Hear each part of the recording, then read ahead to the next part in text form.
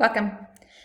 Hi, this is Christine Nasser-Gadzi, Managing Partner of Mirai Partners. I'm going to share with you a webinar, it should be around 30 minutes long, on how to help your child learn to read at home. So like many of you, of course, we're all at home. You will hear home background noises. You may hear my children. You might hear the dogs bark. You may hear people passing by. So this is going to be a pretty raw and unedited webinar, but I hope it's helpful for you. The webinar is targeted towards parents, but of course I'm happy to have anyone join in. We're going to do a few different things. So we're actually going to start off with literacy mythbusters, then talk a little bit about what we mean by literacy, and then how you can help your child learn to read during this period of time while you're at home. So I'm not going to go through our full team profiles, but just by way of background, I was a literacy specialist and coach in a number of districts in the U.S., including Baltimore City, Philadelphia, and Boston Public Schools. I then started to work more in innovation and teacher development and school leadership over what was almost a 10-year career at GEMS Education, and I'm now the managing partner of Mirai Partners. We work with edtech companies, consultancies, school groups, and governments on improving school performance and student outcomes. And here's just a quick snapshot of our board who share our belief that learning can be a lever for change for the better within society. And a snapshot of some of the companies that we work with. So we'll start off with those mythbusters. No two people are going to agree on exactly how reading should be taught, but there are a few things that could probably use some clarity. So let's just start out with the first one. What does the sound QU make? And I want you to actually think about that. So think about your own experience, what you were taught in school, and then take a second to actually do that. Make the sound that the letters Q and U together make. There's a pretty good chance that you said qua. And that is how so many of us, myself included, were taught how to make the QU sound. But think about the word quick. If you were to announce or pronounce quick as qua ik, you end up with qua ik as your word. Try doing it a bit differently and making the QU sound as ku. Then try it with some QU words. Quote, quick, quack. The second myth is that students or children should read by the age of 5. Now, we're all eager for our children to learn how to read. I certainly know I was when my children were younger. And schools do tend to teach reading quite early. But in fact, children who start reading at, say, 4 and a half will be no further along in their reading by age 9 than those who start reading at around age 6 and a half or age 7.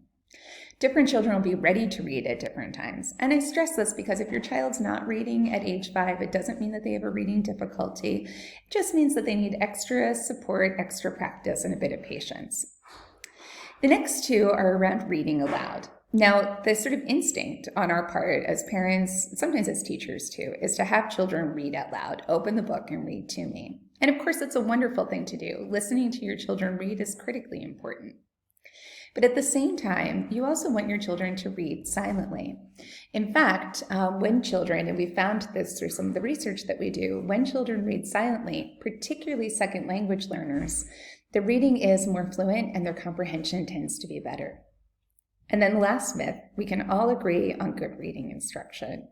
Well, if there's one thing we know, is that there are a lot of different approaches to teaching reading. Sometimes people talk about reading as a pendulum that swings between having a more phonics-based approach and having a more whole language or balanced literacy approach. And I think what we end up kind of landing with is that something in the middle tends to be the best, but that there's really no one-size-fits-all approach to reading. So I'll share some strategies with you today. How you use them, what makes sense for you, that's up to you. But I do hope you're able to leave this with some tools or techniques that you can use in your house. So let's just talk about literacy. Well, what do we mean when we say literacy overall? We really have a funnel from the broad discussion of literacy, which describes a fluency or an ability to learn in a field. So it might say AI literacy, that you can discuss artificial intelligence and that you can learn in that field.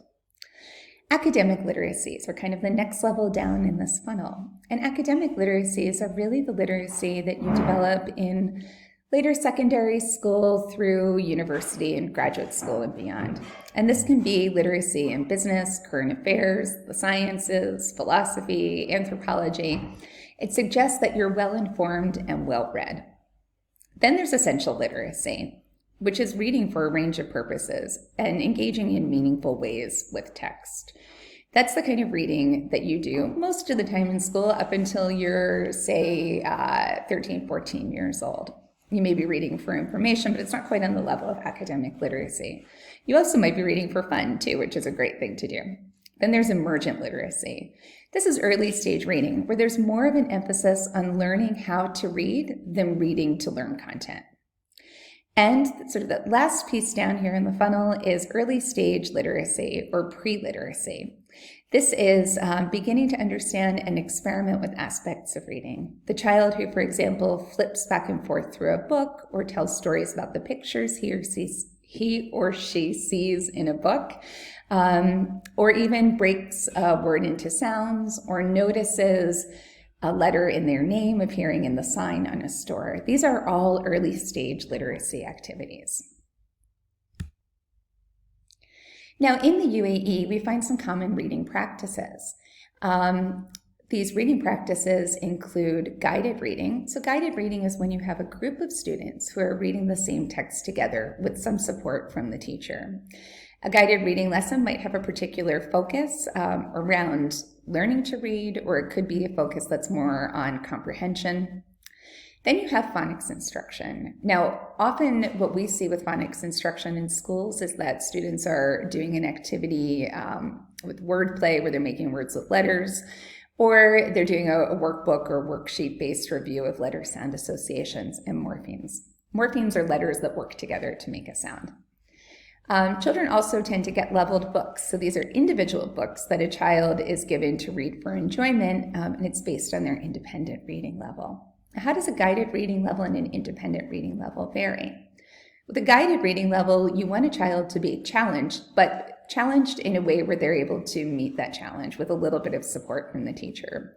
So for guided reading, you're typically looking at a text where the child is able to read around 90% fluently, whereas with their independent leveled books, you want them to be able to read around 95%. Some would even say higher, 97% of the book fluently. And the last common reading practice is that children here are taught quite young how to read. It tends to start in KG1 or in Foundation Stage 2. And I just point that out because it is one of the expectations within schools. But again, some children aren't going to be quite ready to read at that stage. It's not a case for alarm, but it is important to make sure that your child is still getting phonics and reading instruction even after the school's approach has shifted from learning to read to reading to learn, if they're not yet a reader. So I've talked about this a little bit, learning to read versus reading to learn. So children start out by learning to read, and there are a few really sequential skills that come into play with learning to read. The first is phonological awareness. It's just getting that idea that words are made up of sounds. They might notice the sound that their name begins with. So for example, let's say your name is Rusty. That starts with an R sound.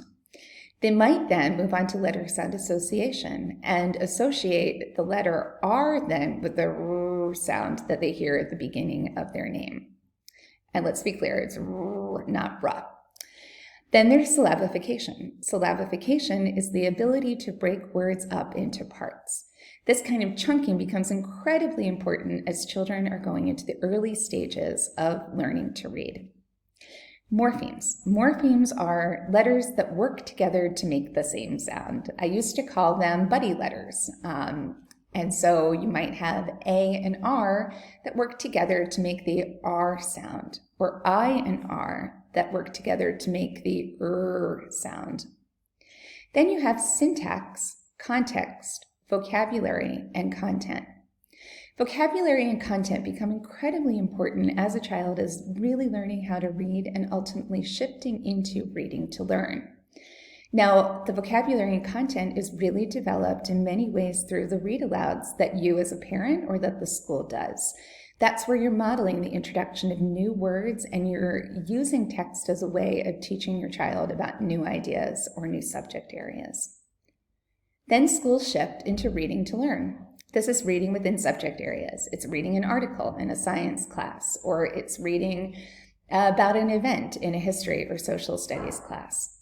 You might also have reading to perform a task, so where students are given written instructions in an art class. And again, you have this theme of syntax, context, vocabulary, and content influencing the child's reading. Reading for enjoyment should happen throughout. So long before your child is able to read, and I think all of you know this, you should be reading aloud to them. We'll talk a little bit more about reading aloud as we go on.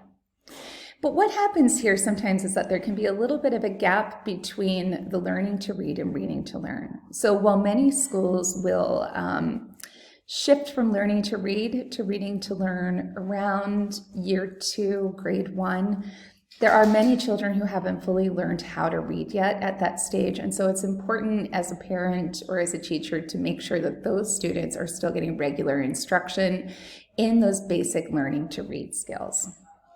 Unfortunately, when they don't, a lot of children build coping mechanisms to kind of get through some basic texts, and then suddenly you have a child in 3rd grade or year 4 who seems like they're struggling in science or in history, when in fact actually it can be a reading gap. That doesn't mean that they have a reading difficulty necessarily, it just means that they need more and more regular reading instruction. So how can you support your child in learning to read while they're at home during your COVID closure? Well, the first thing is to read aloud to your child every day. Now, how do you make that work? Well, the most important thing is to choose books that you love.